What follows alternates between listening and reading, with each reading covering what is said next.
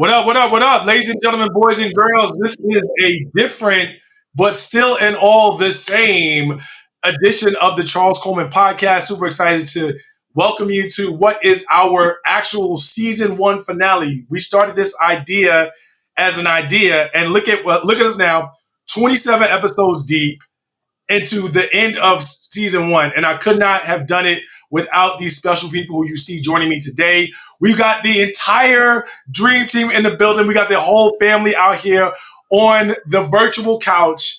And so before we close out season one with our second part of the episode with our interview with Bun B, I just needed everybody to just wish you all well, give you all a couple of nuggets from what it is that we enjoyed about season one. And thank you for tuning in. Thank you for watching. Thank you for enjoying season one of the Charles Coleman podcast. So I got two questions for everybody. I'm going to let y'all all get off. Number one, first question is, what was your favorite moment, episode, conversation, like dynamic, whatever it was, experience from season one? And then number two, for our subscribers, our listeners, our viewers who want to watch you all this summer, who want to keep up with you, or who want to keep, engaged with you this summer, where can they find you? CEO, I'm going to start with you. What about you first? Well, my favorite takeaway or moments from season one would be things that I guess most of the time the public couldn't see. So like when we would do our mic checks, everybody kicking their favorite bars, that was like definitely one of my favorite moments. And then also, honestly, always wanted to see what G was going to wear. I feel like G came in number one on the fashion tip the whole season. So I always would look forward to see what she was going to wear, what she was going to bring out. And so for those viewers and those subscribers who want to check you out this summer, where can they find you, bro? Just follow me on Instagram at DJ CEO. That's the easiest way to keep up with me. I'm hopping around, moving around, but I'm in and out of state. And the best way to keep up with me is Instagram at DJ CEO. Well, there it is. And then now we're going to go to my man, Mr. Six Shooter himself, letting off rounds. You know him. You love him. Understated but never underrated. Smooth as cashmere. Kirk Quillen in the building. What's going on, bro? What's going on, beloved? How are you? I'm good, man. So give me your favorite moment from season one, favorite dynamic, and where people can find you and keep up with you this summer. Favorite moment, I'm going to have to piggyback on CEO, is definitely the looks. I like the fashion bag that we were presenting as a whole. Everybody did their thing. One of the favorite moments of the show was our male moment where we were talking about male vulnerability. That was pretty dope for me, especially creating a platform to kind of make that look cool, because we did that, made it look dope. So I hope brothers are inspired by that and continue to build on their relationships with their fellow comrades and get that vulnerability popping, you know what I mean? Word. I appreciate that. And where can people keep up with you, Smooth as Cashmere, this summertime, bro? I'm all over the place in the summer, baby. Vacation, you know what I'm talking about? Catch me on that IG, though, Cashmere Quillen. You know how to find me. You know what it is. Ladies, stay out the DM, please. I appreciate that. Well, we all know what it is. Appreciate you, Kurt. Always, and love you. Love you for your talent, bro. Thanks so much, man. And of course, that's going to bring us to, I'm not changing the name, at least not until season two. The loudmouth from down south, the sister I never knew that I needed, but absolutely had, because I didn't want Hillary Younger. Like, what's going on, sis? How are you? I'm well. I'm so happy to see all of you guys. I'm the only one who's not local. So every time I see you, it brings me higher. I'm so sad to see the season come to an end, but I'm excited that we got through a full season. It was amazing. I mean, I continue to watch, and every time I watch an episode, I see something new that I am like, what? So, yeah. Favorite moment, favorite episode, favorite conversation? So I think my favorite moments, I think this season, whenever I would come, it would be CEO and you and myself on the sofa. And that Howard energy, it's always going to be synergy. It's never going to just really just be flat energy. It's always going to be synergy. We're always going to be synchronized in some way, shape, or form. We're so familiar with each other, and we all share some commonality. So I think that was kind of like, those moments were my favorite, because I always just came on in, and I'm comfortable with everyone. But my Howard brothers, I just love y'all forever and a day. Appreciate you. Love you too, of course. And I can high side on y'all without like taking any type of flack. Like, So, where can people catch you this summer? People were following you and all of that. Where can they catch you this so summer? don't follow me this summer. I don't want to be followed. Like, I'm like Princess Diana. Don't follow me, okay? But on Instagram, but I am on Instagram, and you have to be able to spell to follow me on Instagram. It's habitually Hillary, and I spell my name Hilari. I'm not gonna tell you guys how to spell habitually, okay? But it's habitually Hillary at IG. You are habitually ridiculous. And that, of course, is going to lead us to last, but certainly not least. Y'all know her. Y'all love her. Been down from day one. She's the leader of the Blue Notes, the boss at 593 Washington Avenue in Brooklyn. Gloria Sharubin is in the building. What's happening? What's happening? What's going on, family? It's good seeing all of you guys. So, G, end of season one. Thoughts, your favorite episode, favorite conversation, or favorite thing? Man, listen, this was such an awesome journey. Real talk, I ain't gonna front. Like, I look forward to every time we was getting together. Almost to the point where the past few weeks I've been grieving it. Like, dang, I miss my peoples. Like, just like, you know what I'm saying? But we gonna make it through the summer. Rules of Engagement was definitely my favorite part of the show. You know what I'm saying? Like, the conversation always got heated. You know what I mean? And just really having adult conversation with adult men about real relationships has been great. Even though sometimes, y'all will take me out of my character. But for the most part, I was able to hold it together. But yeah, man, it's been an awesome journey, just like really being part of the show and just rocking with you. Like, so it's been great. But for the summer, pull up to Brooklyn Blue Smoke. Y'all know where to find me, 593 Washington. We open every day, 5 o'clock, keeping it hot, enjoying them cigars. BYOB, bring your bottle. We going to be outside all summer. And you can check out on Instagram. Brooklyn Blue Smoke is on Instagram. Yeah, you know absolutely, what I'm saying? absolutely. Brooklyn Blue Smoke spelled like BLEW. There you go. Brooklyn Blue Smoke, leader, home of the Blue Notes at this point. Home of the Blue Notes. So for me, I don't have a one favorite moment. Every dynamic that I have with each of you is different. And so every opportunity to engage has been different. And then it's been amazing to sort of watch the dynamics of each other. So I think one of my favorite things to watch was like Gloria and Kurt develop their on-camera chemistry, which is nuts. Like it's perfect entertainment, and I cannot wait for season 2 to see more of that, right? Like that dynamic when they get on their shit is amazing, which I love. Similarly, like with Hillary, there's been this, and it started off kind of as a joke, but in my circles, it has become a really big thing. This conversation about like Black versus African American, that has like now become that has become more of a conversation, which I, am interested and excited to explore and pull out. And then, with CEO, it's like we've been brothers since childhood. So working with actual family and being able to sort of watch people evolve in the spaces at the end, disagree, agree, have fun, come stylish with the fits and do all of that has been fantastic. As for me, I got a few things cooking. Just stay tuned to the IG. See, you can of course catch me, on the network on MSNBC. I'll definitely doing that. But I got some stuff cooking, y'all. So stay tuned. But before we do all of that, again, I want to thank everybody out there who supported us, who rocked with us throughout the course of season 1.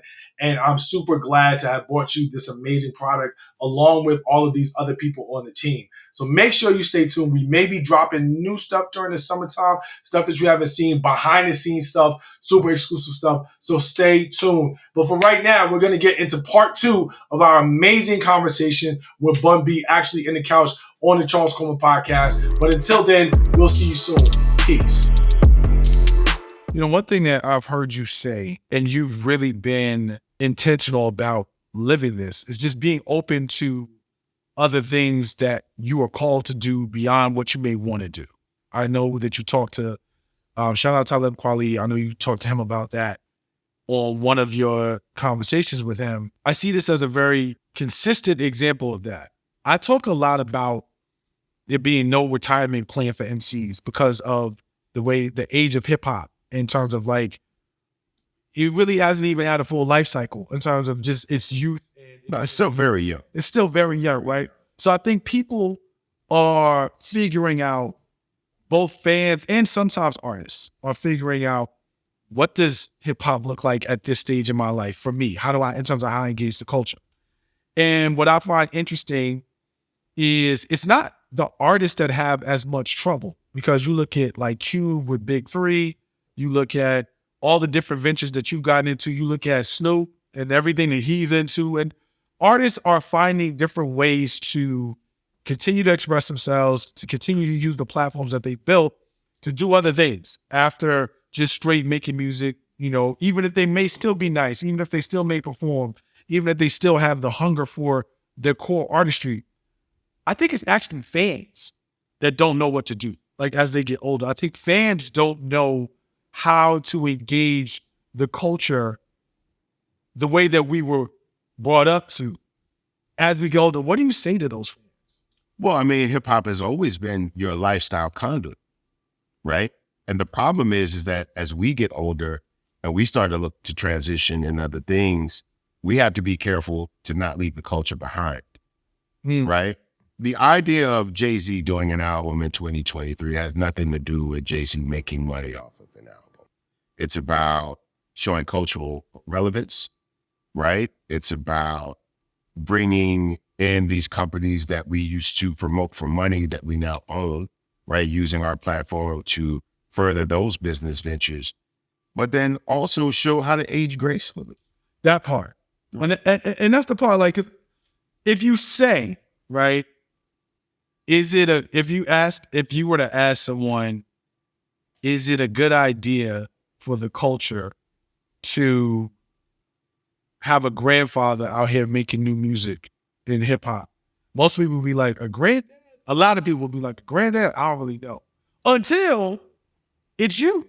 Well, and then they see you do it and they're like, oh, nah, that's different. Well, Willie Nelson's 90 years old. Willie Nelson just turned 90 years old yesterday as we're recording.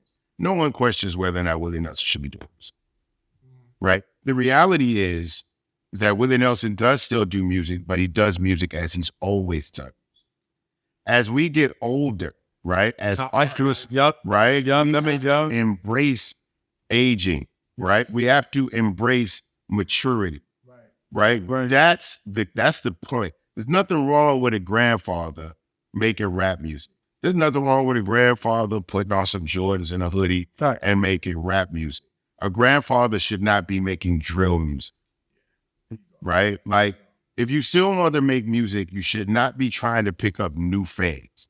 You should be making a more consistent connection with the people that got you to where you were, right? And like, when we were all young, we rapped about our vitality, right? We rapped about our potentiality, right? What our futures could possibly be. Some of them turned out like we wanted, some better, some worse, right? But there are general themes in life that will always exist. So as a grandfather making hip hop music, somewhere in that music should be shit that grandfathers dealing with. Yeah. That's one of the reasons why, personally, I'm a big Rick Ross fan, because thematically, aside from like the moving weight, there are a lot of real emotions and real themes that he talks about in his music that I connect to.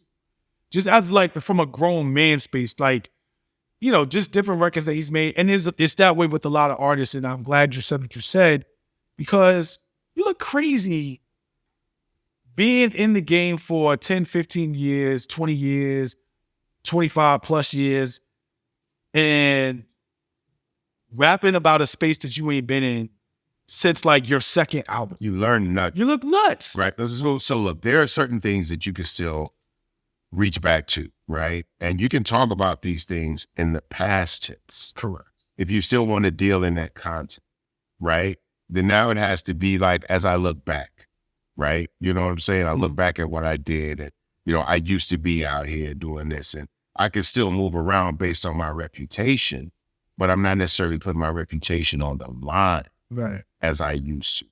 And look, you just have to be very comfortable with yourself in your personal life in order for you to be comfortable talking about your personal life. You know what I'm saying? Like, you got a lot of people that are at grandpa's age, but has not got to the grandpa mindset. Well, they haven't paid enough attention to their mistakes. That's how you become wise. Right? I talk to a lot of young rappers and people think I just inherently know a lot of shit. And Bun B, you just so no, I fucked up a lot at a young age and I learned from it. And I'm trying to help y'all avoid fucking up in the way I did because I left opportunity and money on the table. You're still very, very hot. You're still very, very relevant. You know what I'm saying? So here's the best way to position yourself to fully maximize and capitalize off the potential of your position in this industry. I know when you were teaching, you really did take an intentional journey through Black music, starting with Negro spirituals. It's like taking the route of going all the way through there with your coursework. So, like for Black people, music has always been more than entertainment. Of course. It's been communication. Of course, absolutely. And it's such a fun, I mean, music is always going to be an indication of culture, right? But for us, it's really, really different. And it's also different because it draws people to the culture in a way that makes them want to be participants, not just observers. Well, you have to think, you know, there's always been interpersonal communication, right? So when slaves needed to communicate in front of masters, they used their original languages. Absolutely. Right?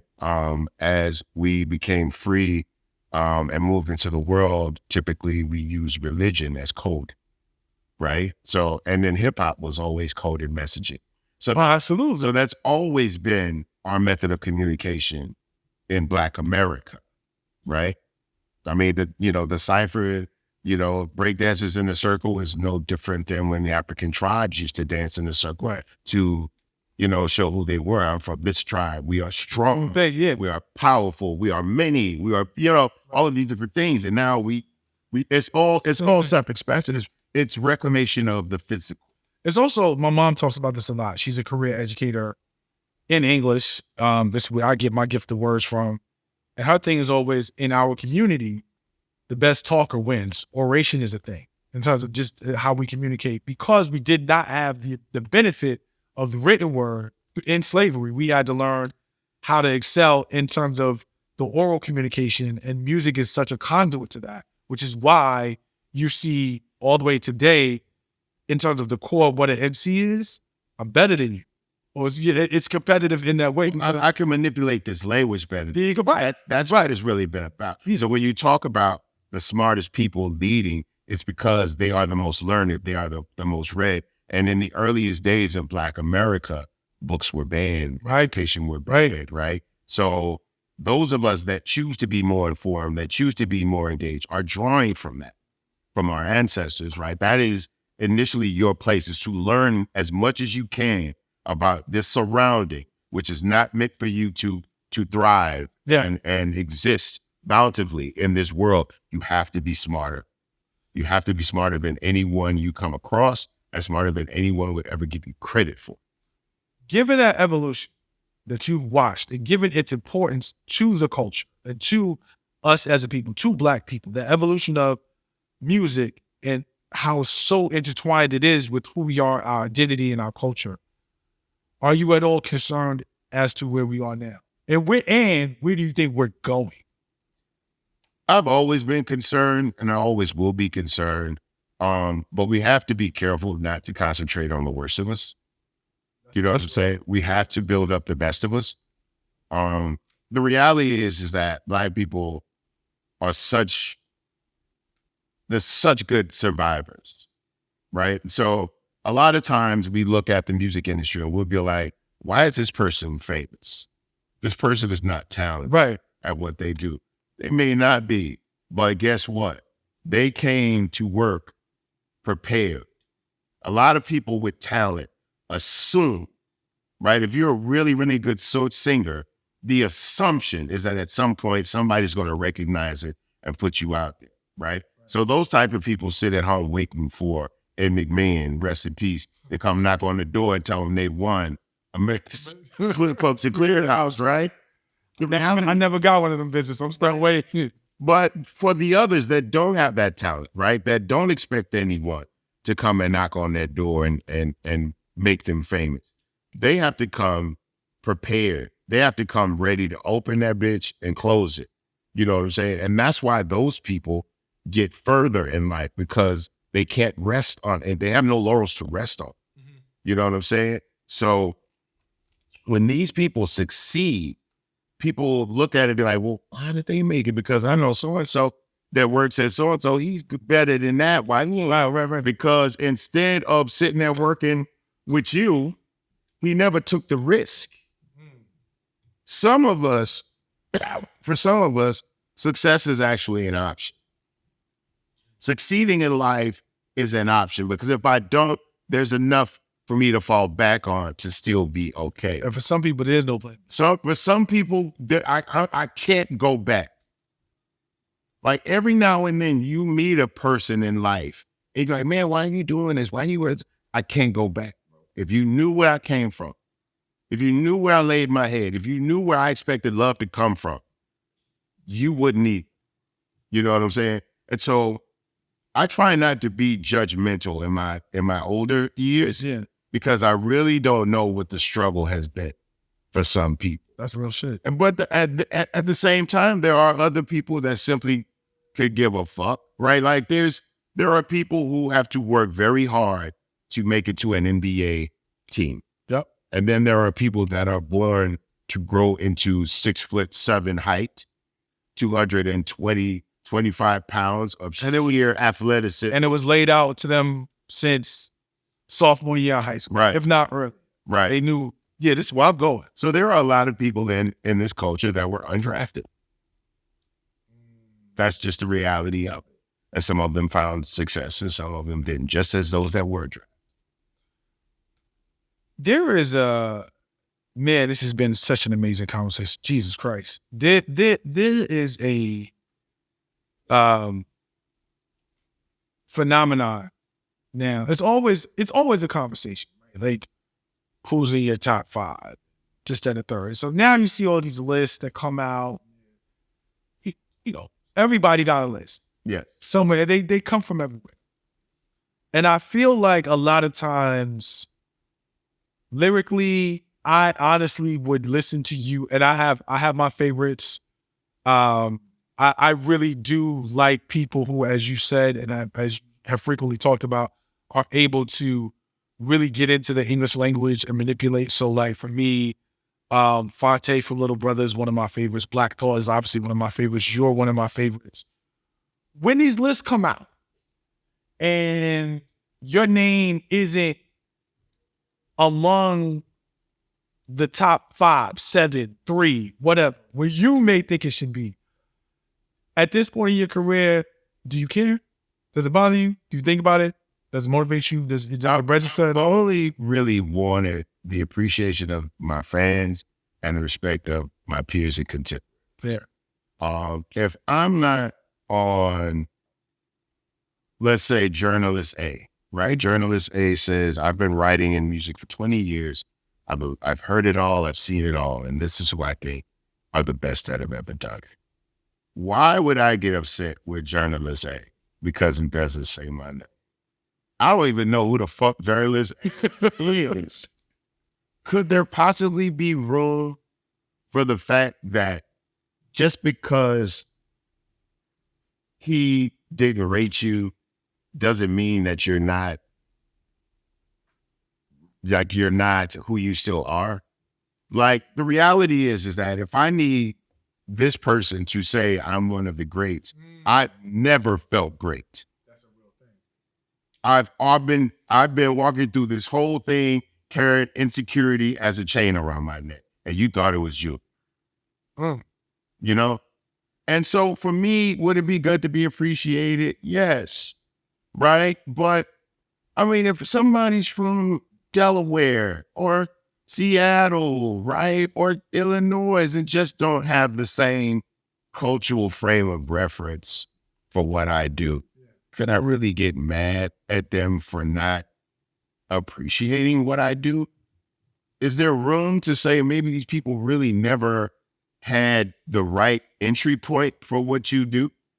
Right? Did you ever consider that maybe what you talk about might be a little bit off-putting?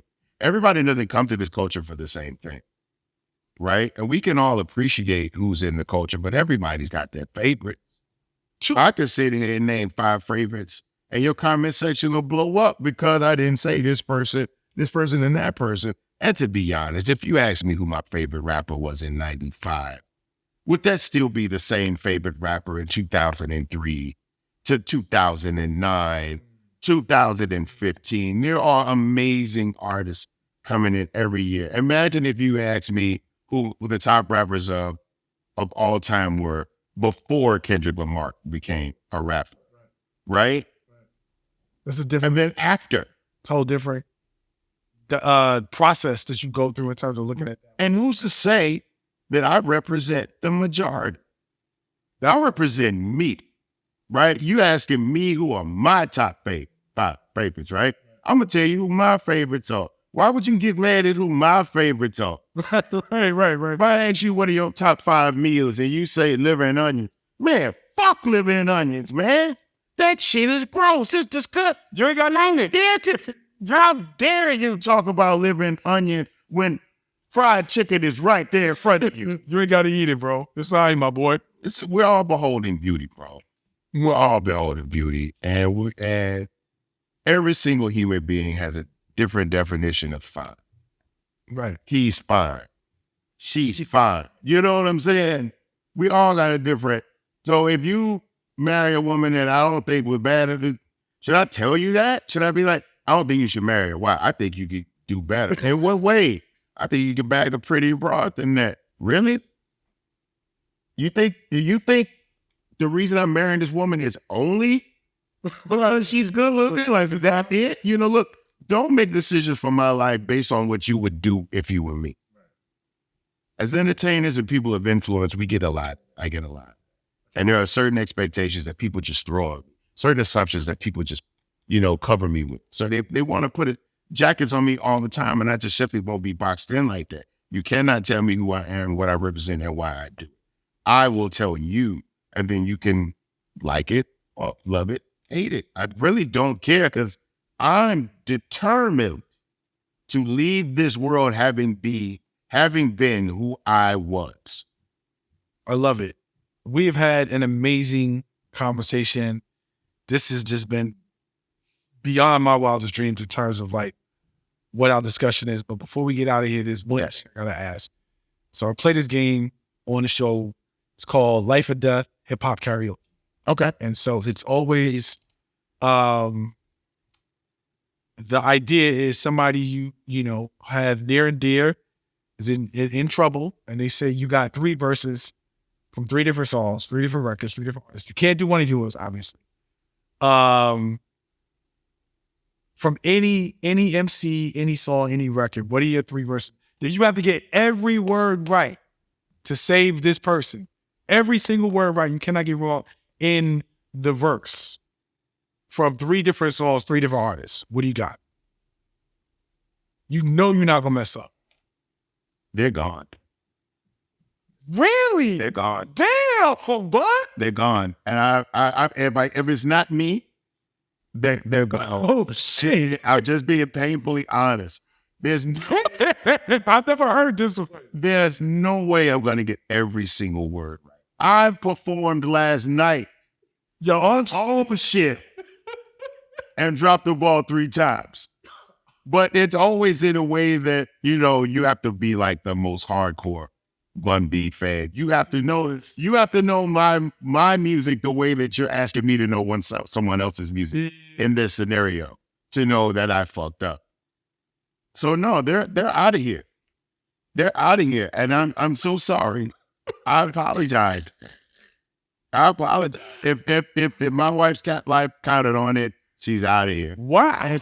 And vice versa. If I got the gun in my head and you're asking her, I'm gonna just be like, baby, I love you. I'm gonna miss you. So I'm out of here. I'm gonna be very honest. I honestly feel like I've taken in because I've read so many books, I've listened to so much music, I'm watching so many TV shows and films. I feel like I'm at this critical point where the more I learn now, I feel like I almost have to swap something out. Like in order for me to take something Very classful and hold it dear, I got to delete something.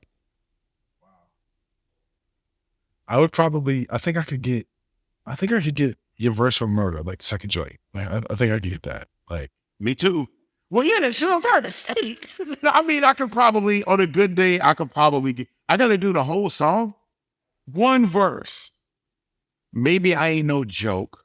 Maybe ain't no half stepping.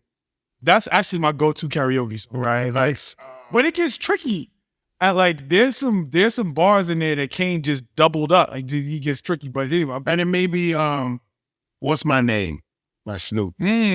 Okay. Right? So maybe What's My Name, I could get through a verse. I do Gin and Juice before I do What's My Name. I could get through Gin and Juice too. And something from 50. It's got to be something from 50 Cent that maybe it's your birthday. Whatever the birthday song fit. But again, this is all, they're gone. I'm being very hopeful, right, about some of this shit, but I'm going to be honest. Be optimistic like out this bitch. It's not my bitch. And I'm so sorry. I deeply apologize. But that, again, if I'm in a club, right? Like if I'm in a party, like last night, let's say the DJs with Scram Joe, shout out to him, was to open the DJ at the event. And he was playing music.